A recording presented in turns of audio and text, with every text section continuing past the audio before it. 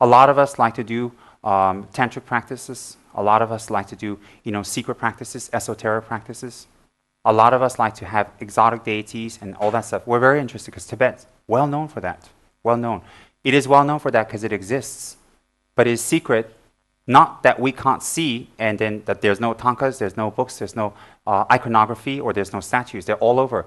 They're secret because when we practice them without a lineage, when we practice them without a true lineage, when we practice them and do their mantras without oral transmission and permission, and when we practice them without devotion to the beings that gave them to us, our mentors, our spiritual teachers, and when we practice them in a way that our Samaya is broken, our refuge vows are broken, and we practice them when our bodhicitta vows are broken, and everything we do is opposite of the Dharma, yet we still do their mantras, yet we still do their practices. It's secret because their practices remain secret from us.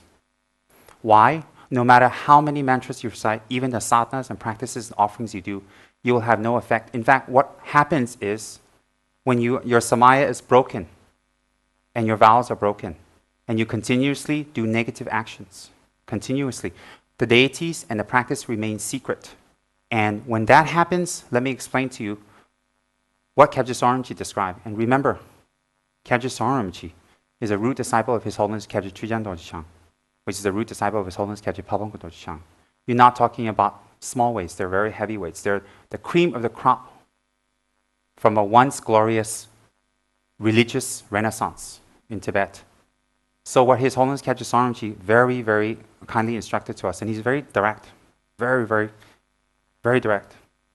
His Holiness said that if we do the practices and our vows are broken, our guru devotion is not there, and we don't hold our commitments, and we do actions that are opposite, instead of the deities being able to bless us, what happens is we open the channel or doorway for spirits, ghosts, black magic, to come and appear to us, come and influence our mind, and come to throw us off the path.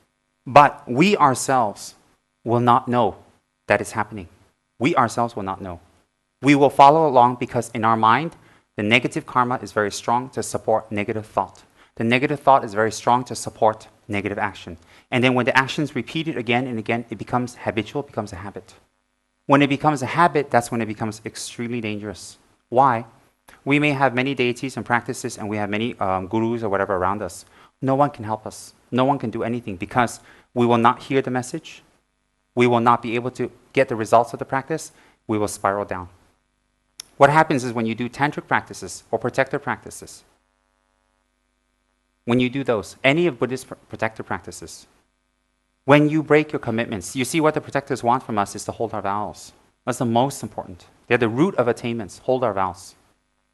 And when we break our vows and commitments, body, speech, and mind, when we break our vows and commitments, we spiral down faster. What we'll find is when we do negative action, things will come easier for us and faster and quicker and no obstacles. Why?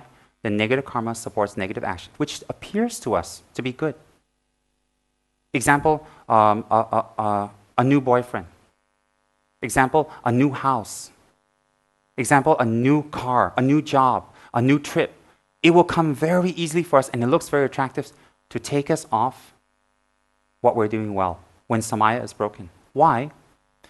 It will go toward a direction that will lead you out of happiness, out of the realm of clear thought. Why is that? Because our negative karma is very, very strong. As you heard on the CD, I'm sure. It's very, very strong because it comes from many, many lifetimes. We're not talking about 1 or 10 or 20. We're talking about billions of lifetimes. Billions and billions and billions of lifetimes of negative action. So in this life, it's very, very easy for that.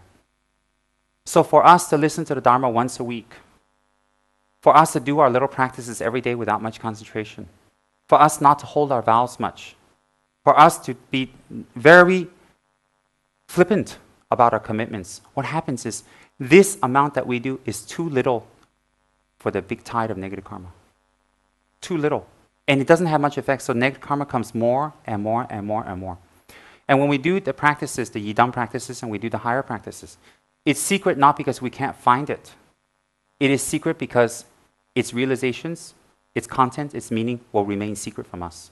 Some people feel, oh, basic teachings are very boring. You know, I've listened to it, I heard it, and I wish we could get something deeper. But they don't understand. When they look at their own actions, or the Lama looks at their actions, they can tell definitely. They're not even practicing the basic fundamental teachings.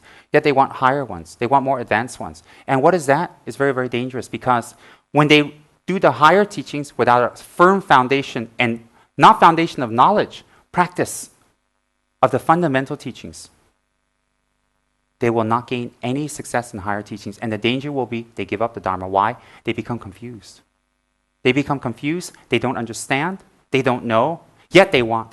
Because they think, oh, I'm very intelligent. Oh, I'm very fast. This is just kiddie stuff. And it's not good to me. There are many lamas in Tibet who only taught the lamrim. His Holiness Pabonka only taught the lamrim for many, many years. And he was criticized in Tibet for years. They said he doesn't know much. He doesn't have much knowledge. That's why all he does is teach lamrim. I doubt it. I question it.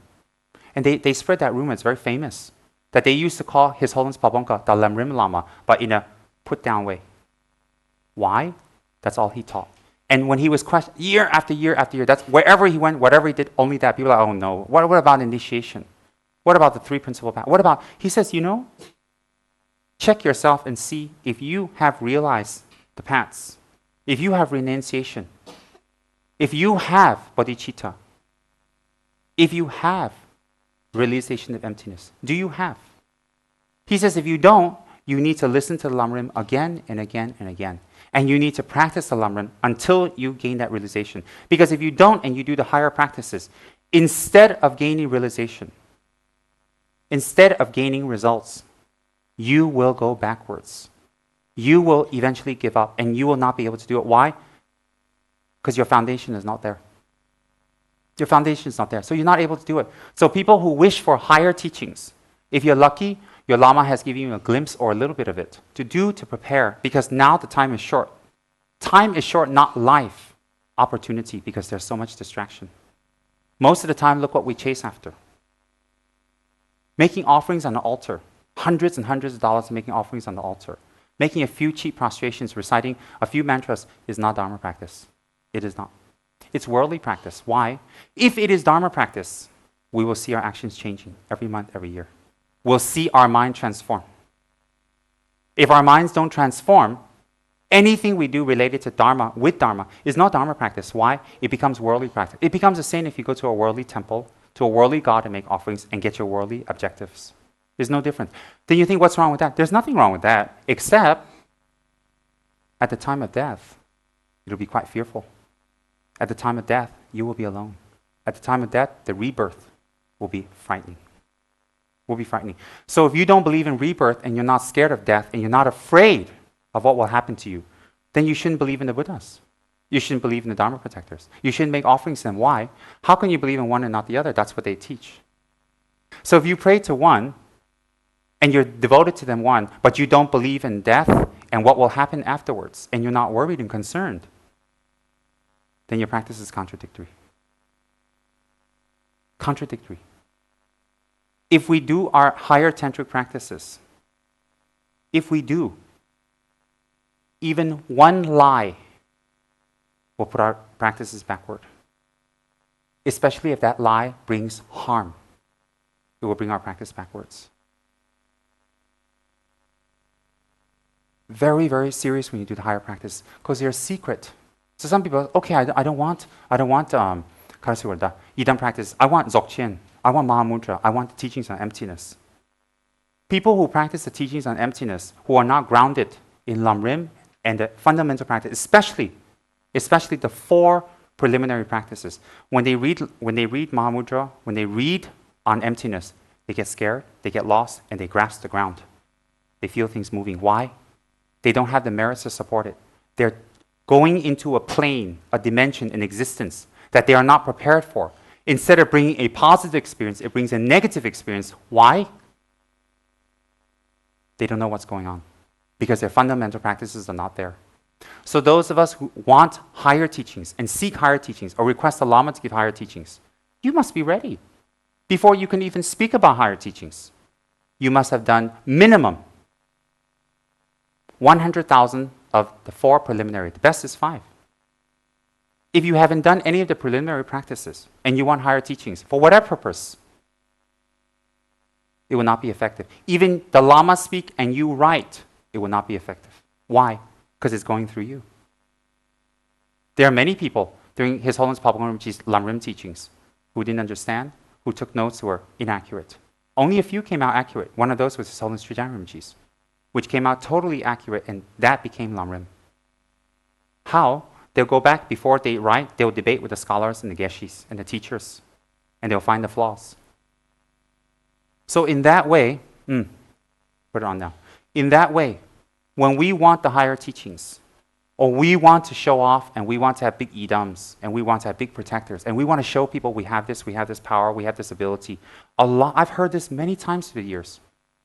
This year alone, I've heard a few cases of people emailing me and telling me, few different people.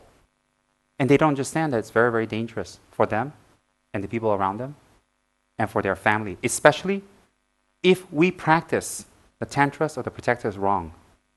The harm will come to our family member that we like the most. They will become consistently sick and not well. They'll lose their job. The people we love the most, it'll come to them. Why? The obstacles want to harm. What's more greater harm than someone you care about? So if we deceive, if we do our practices, we recite the mantras, we keep protector pictures around. We put the pictures of the higher yidams around. And we don't hold our vows, refuge vows, basic. And we engage in these practices.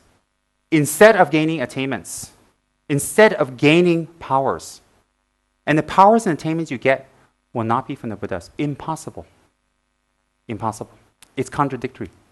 Instead of getting attainments and powers, you will get some signs and signals, according to Swami, that will deceive you to do more of what you're doing.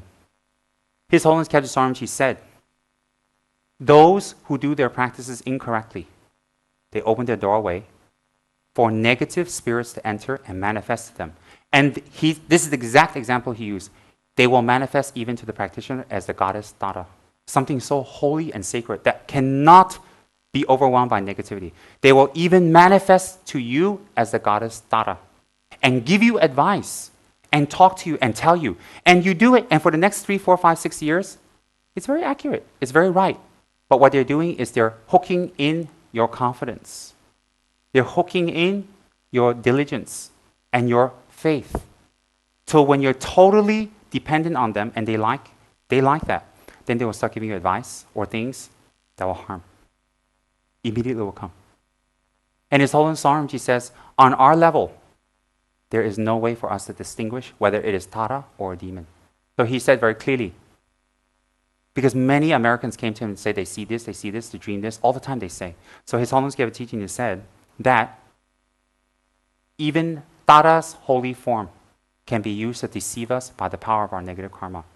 Why? Good friends, good family, good people, our own lamas, we can see fault. We can see fault with the own people that care about us. And we see something wrong. And we resist, and we retaliate, we rebel, we fight.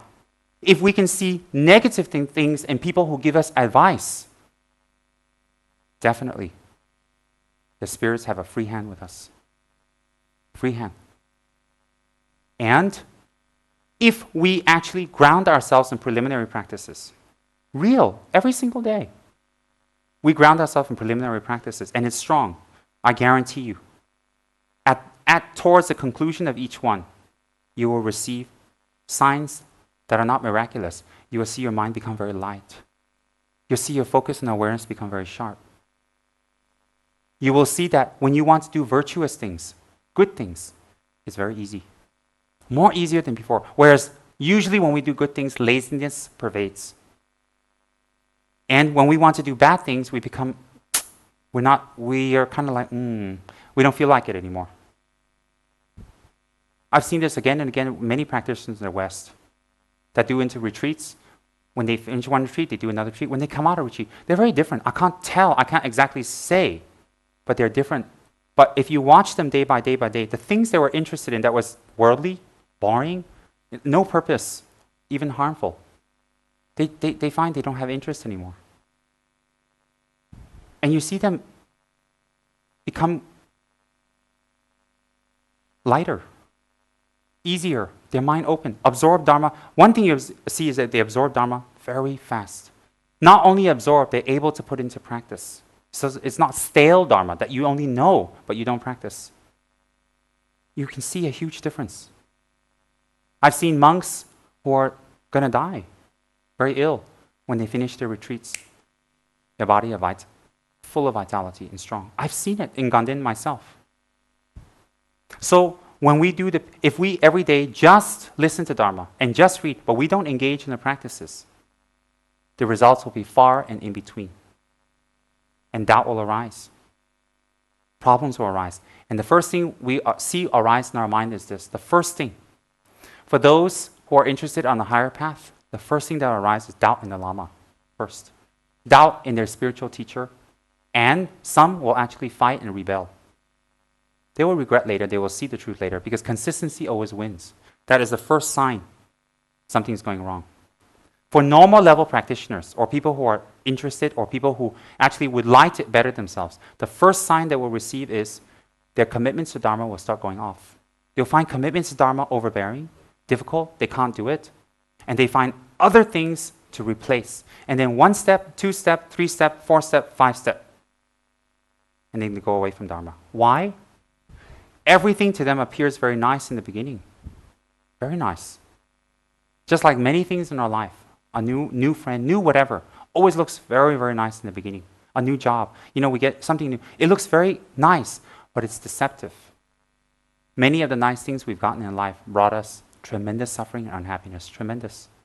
Tremendous. And the repercussions can go into the future. We can think about that with our own example.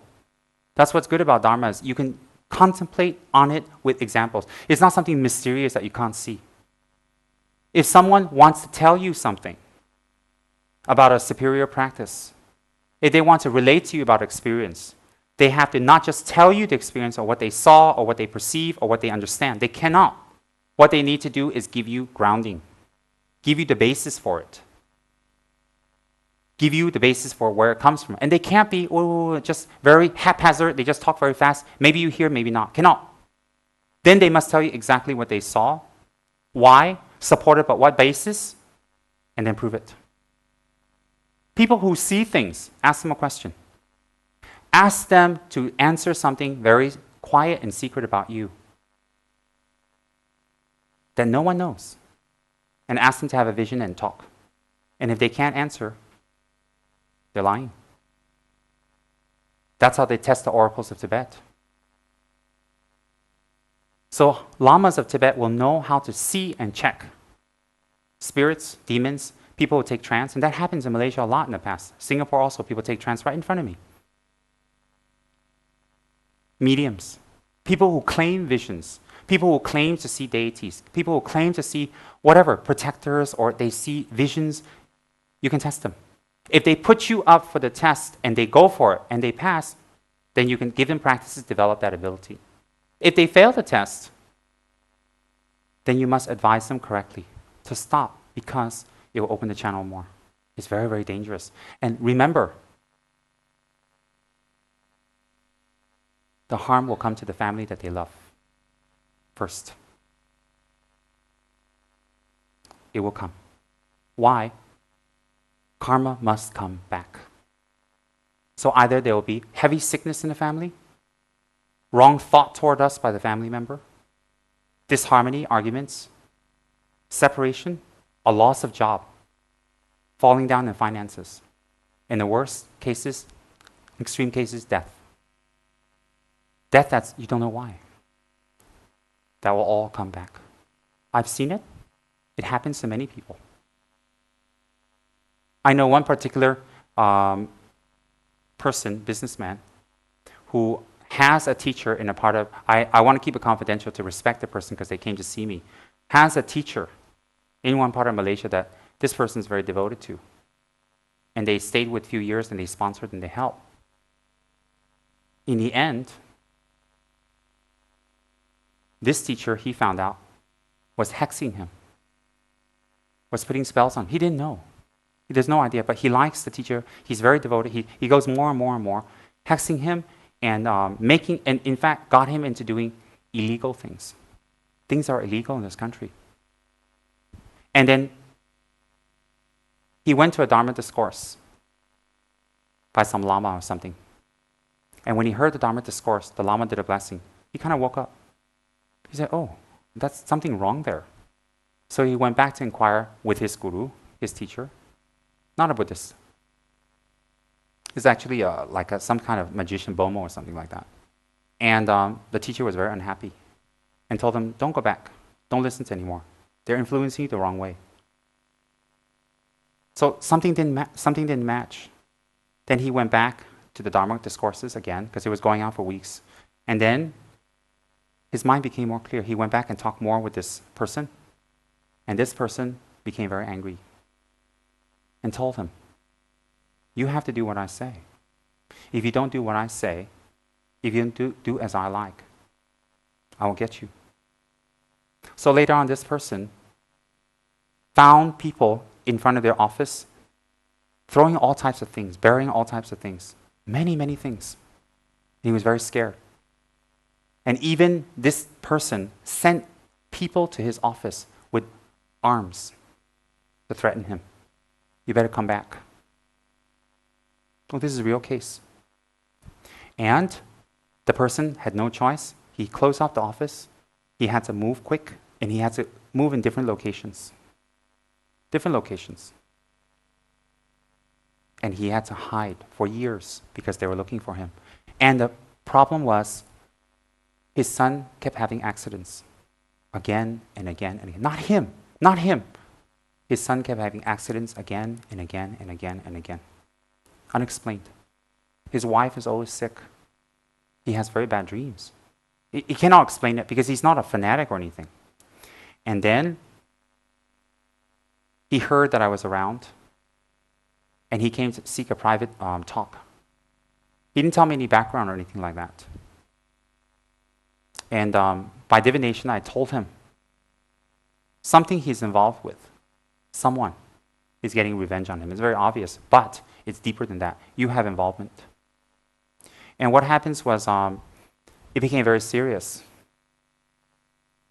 Because this isn't small threats or anything like that. This person was getting him by magic and by threats and eventually by guns. He was so scared for his wife and his kids. But I found out later, he had made a lot of money with this person. A lot. So he sought help. He sought protection from the magic. But from the people chasing him, he had to stay away. He had to move in different places. He can't give his phone number or anything out. Lucky he had a lot of money to do that. Those of us who get in that kind of situation where we get people upset or unhappy and they chase us, if we can't escape, we're going to get it. Very easy. So what happens was he was able to move to different places consistently. And I've come across a few of those cases, by the way. And later, he did some protective practices, was able to cut off the magic. He didn't get any initiations, nothing. He was able to cut off. How did he know? Because the things he wanted to do that were illegal, he stopped. He stopped not because he was afraid. He said, it's not good. He realizes. He doesn't want to elaborate because I guess he's a little embarrassed. But this person, still today, has to remain in semi-hiding because they're still looking for him. So he can do his practices to protect himself from the magic. But the harm at that time was very serious. Many, many times. Sometimes in 1 week, the son will have 2 accidents, car accidents, 2 times in 1 week. It'd go on and on and on and on. Sometimes the daughter would see things in her room. On and on and on. And this is not the first time. I have a few cases. Few in Singapore, few in Malaysia, more in Singapore. Where the people practicing magic and dabbling in these arts, you know what happened to them in the end? They entered that person practicing them. And every night it disturbed them. I saw it a few times in front of my eyes. One completely went crazy. Completely. She has witnessed it with me in my room. that was with me. Some will go completely crazy. They just talk and talk and talk and talk and talk. And they tell you all kinds of stories. Why? It's the spirit talking. And the spirit will tell you directly, this person is mine. You will never get them back. So I have to do exorcisms or rituals or whatever. There's text for that. And even when I tell the person, when I'm doing my ritual, the spirit is quite tricky because he has a very strong hold on the person. He will actually point to Lama Tsongkhapa and laugh. He'll point and laugh and laugh and laugh and laugh and laugh. I already know it's a spirit. So you continue. Afterwards, you see him calm down. Afterwards, you see the person scared. And then finally, you do the last part, where it's quite wrathful. You scream and shout. See, when a Lama screams and shouts at you, the words may be very harsh, but he might be purifying you of something that's disturbing you. So don't misunderstand. Never look at the Lama's fierce words and shouting at you on surface space alone. If you're afraid of the Lama shout, you have done something wrong. If you accept it and you know that this person is not like that, but why? And you go and see, then you will progress. Why? You have done nothing wrong. And sometimes a Lama will shout very fiercely at a person. I've seen it. Sorumji does that. Drigungrimji does that. Because there's an interference. So it may sound like to you, but it may be something following you. Tibetan Lamas are taught humility, not to show. They never talk about visions. They never talk about their powers or whatever. Not like me, I don't have any, but real Lamas, they don't talk about it. They don't show it, never. They will do everything they can to cover it. Why? It arises from the mind that has no attachment for praise, for gifts, or respect, free of the 8 worldly dharmas. So it won't come. They will not. It's not just the humility that they generate, it's a humility that naturally arises from them doing actions free of the 8 worldly dharmas. No praise, nothing. So what happens is another case where they dabbled and dabbled and dabbled and dabbled. The lady was involved. Lots of disharmony between her and husband. Lots. Fighting non-stop. For no reason. For no reason. And when she dropped out of that thing, that practice, that person was very angry. And he used to send things to her all the time. You can feel her freaking out and scared. You know she's not crazy. Now she's perfectly fine. Perfectly. She's perfectly fine now. No problem. What Dharma protective practice we do doesn't really matter. It's to hold our vows and do it. As long as it's an enlightened protector, that's all. And that's up to your gurus, your lineage, whatever your gurus and lineage tell you. You follow. You don't listen to anybody else. No one has the right to tell you you're wrong or right, or your guru is wrong or right. No one. Because if one guru can say that guru is wrong, have to give basis, have to give logic, and have to give supportive texts. But no guru who is real will talk about his attainments, will ever express his attainments, will ever show off his attainments, or just simply talk. Never. Never. Never. You know that Om guy, the Om Shri guy in Japan who did the nerve gas attack in the subways. His beard, I read about him recently. And he was very smart. He can talk very well. He's very, very intelligent, extremely, extremely intelligent. And very simple, easy people. He would plant in their brains that he's seen this, he's seen that, he's done this, he's done that. He can walk over water. And he would even do photography walking over water or him floating. His biggest kick was to show himself levitating. And he would do that. And he would take very simple people, young people, and derelicts, and people who didn't know much, country people, and he would show them that, and they would believe it. And then he would have his people talk to them to spread that he can do that. And then these people actually believe they saw it. They actually believe it. And then they go around telling everyone. And then the sect and the cult grew very big in Japan. So of course you guys know when the nerve gas problem incident took place, it was stopped. Because under Japanese law, all religions may be practiced unless they bring harm. I read about that recently. And it's incredible how people can be tricked and taken in. Because once the first group, the first batch is believing, it's easy to spread it to everybody else. Because if they say, hey, if I tell Joanne Tan, let's say I'm a disciple of some master, and I tell Joanne, hey, you know, I was in that room, and I saw my master, blue, blue, blue, whatever, float. I really saw. Because I believe it. She'll believe me. And she'll spread the rumor around. That's how cults grow. That's how people that talk about attainments grow very fast. Very, very fast. Why? People want to hold on to something, a shortcut. People want to find something that's easy to get through. People want to find a way to break through, a shortcut, that they don't have to go through difficulties and practices and samayas and commitments and retreats. They don't have to do that, and they get all the benefits of not doing that. And that's not good. Why? When we want shortcuts, each one of us will have a different kind of shortcut. Each one of us will manifest a different kind of shortcut that is easy for us to bypass the real way. The real way. So what happens is, when we actually study the Dharma, we really study.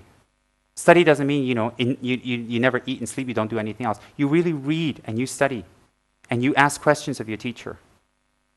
And you do your retreats. You will see a difference in your mind. Your mind will expand. It will grow. It will become very wide. And when you want to do negative actions, because it's very easy for us. All of us is very easy to do negative actions. It's easy, why? Habituated. Many lifetimes, hundreds of lifetimes. And high lamas or lamas who do certain actions, we cannot emulate them because they did it. We cannot. We cannot emulate high actions of the lamas because we are not at that level. Cannot. If we are at that level, whatever actions we do, when they're finished with us, the people doing actions with us must become happy, must do the Dharma, must become light, must be free of confusion, no sadness. But people who actually do things to other people, who are not dharmically motivated, and their mind is not attained, then the people with them become very sad and very unhappy. Very, very unhappy. Some people, I told you last week, we go to, after we finish, we're confused. We're in doubt. We're not happy. Some people, after you listen to them, you go, oh. You see, real spiritual practice is that whatever practice that is done, you explain clearly from A to Z to that person. If you're mysterious about it, if you don't want to reveal, then why even talk? Why even mention one word? If you're mysterious about it, it's a clear sign. It's a trick. Or you want praise. Or you have a motive. So that's why Buddhist masters are famous for debate, famous for explanation, famous for talking and explaining. Why? They learn. And therefore, if we want higher teachings, we must do the lower teachings, so-called lower, and finish the practice and have some results. How do you know when your mind doesn't jump back and forth? When you're stable. When you don't have doubts, you know you can move to the next step. With the current doubts you have, the current broken vows, the current Samaya that we have, the current one, if we engage in a higher practice, do you really think you'll get results? Why won't you get results? Higher practice means for a higher person. What is a higher person? A person who's practiced. Vow holding is very easy. Virtuous work is very easy. 8 verses of thought transformation is very easy. Very easy. They may not be able to recite the lamrim perfectly for you, but they know how to practice. In their everyday life, you can watch if their actions match or not. Those type of beings are higher beings because they've made themselves higher by working harder. Very simple. So therefore, when they receive higher practices, higher teachings or whatever, it will not go the opposite direction. And therefore, Tantra and Tantric deities and Tantric practices and protective practices, the same is related to Tantra. It's all extremely secret.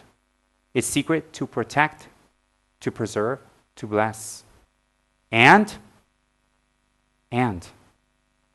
for it not to be lost. Because if any Tom, Dick, and Harry starts getting this picture, this deity, that deity, put it all over there and recite all types of mishmash mantras and start talking mishmash things to people, and I've seen it many times, many, many times. They bring the Dharma down. They bring their lineage down. They bring their gurus down. They bring the Buddha down. Why people say Buddha like that? Huh? Just think, it's very logical. Holding our vows, the basic 10 commandments, the 10 refuge vows, are extremely important. And if we can hold those vows perfectly, effortlessly, we can go to the next step. If we can't even hold those vows perfectly, how? So you think, why is it so hard and difficult? Why is it hard and difficult? Because we're fighting for happiness that doesn't end. Unchanging, permanent. First time you hear that in Buddhism, happiness. Because everything is impermanent in Buddhism. Everything is always impermanent, don't be attached. First time you hear Buddhism say permanent. Why permanent? Why? Very simple. The causes for it to be impermanent are removed. The delusions and illusions. So, when the causes are removed, the result must be permanent. Very simple and deep. So, when we do, because I get a lot of questions by email, that stuff, about higher practices all the time. And I want to express, because this will be on video, so people can see it, people can download it and see it. It'll benefit them. It'll help them. It will really help them, especially in this part of the world where magic and mystery and secret deities are very alive. People are very attracted. Everybody, when they have a fabulous altar, when they do practices, they impress other people. Impression is very short, though. They impress other people. They impress them of their holiness. They think they impress people of their holiness, but no effect. And remember, when they do higher practices without holding vows, and their actions are opposite of the higher practices, they open the door for harm to come. And when the harm comes, they will not perceive, they will not understand. They will not know. If they're lucky, they're near a qualified master, a qualified monk, like from Thailand, a qualified one, qualified whatever, to teach them the Dharma, to explain, and perhaps to expel these difficulties for them, temporarily. But if they continue, it comes back again. Why? It's not the power of the Lama, it's your own habituation. See, a policeman can catch you if you're stealing. But once you steal, you go to jail, you don't learn your lesson, you go out again. You steal, it's not the policeman's fault, it's not the fault of the law. So therefore, if the Lama removes obstacles from you, at that time, you don't change and transform. Then how will you avoid them to come back again? And remember, at this time, you think you get what you want, you think you achieve what you want, you think you get all that, you think that. And the Lamas will be very compassionate. They'll talk to you, and they'll help you, they'll assist you. But if you continue in those kind of practices, your so-called Buddhistic practices are higher, Bomo practices, or whatever, your meditations, if you continue, you open the door for negativities to come. And when it continues further, you will harm the ones that are around you, that you love. They will get harmed. Can be your brother, can be your son. In some cases, I've seen son and daughter. It can be your own mother. It can be one of your aunts, or it can be someone even in the future, it's held up, that will benefit you. Something happens, they cannot. It will always come back to you. Always. Why? We, as Anila Tenzin Palmo says, we are the heir to our karma. We get our own karma. So you can deceive by words and face and acting. You can deceive, but you cannot deceive your karma. And you cannot deceive the Dharma protectors. And if you think that if you break your vows, you do practices and you'll be assisted, impossible. No Lama will say that. No Lama. Why? Any Lama who is teaching you the Dharma from the heart. Motive one, different. So if you do actions opposite of Dharma, anything opposite, your practices cannot get bear fruit. Then those are people who dabble in the higher teachings or have initiation and don't practice. Those are people who are not initiated or properly initiated and so-called they think they're practicing. That one put out just normal Tom, Dicks, and Harrys like us who are not initiated, who don't know anything much, and we just do basic Dharma. We think, oh, that doesn't apply to me. Well, it does apply to you because you're creating habituation now. The karma you created brought you here. If you continue that karma, you continue positive karma. If you choose a wrong way, you're creating your further negative karma. It does affect you. Why? In our cases now, in our low cases, what we're dealing with is habituation and the causes to remove it and to change. In the higher practices, it's not habituation we're worried about. It's not habituation. It is correct meditation, correct view, correct action. And when we have correct view, correct meditation, correct action, we can achieve attainments very fast. So that's why the higher teachings are secret. They're secret because they're secret from people who do not know how to practice, who engage in it wrongly, and who don't listen. And in fact, some of these people develop wrong views. Wrong views.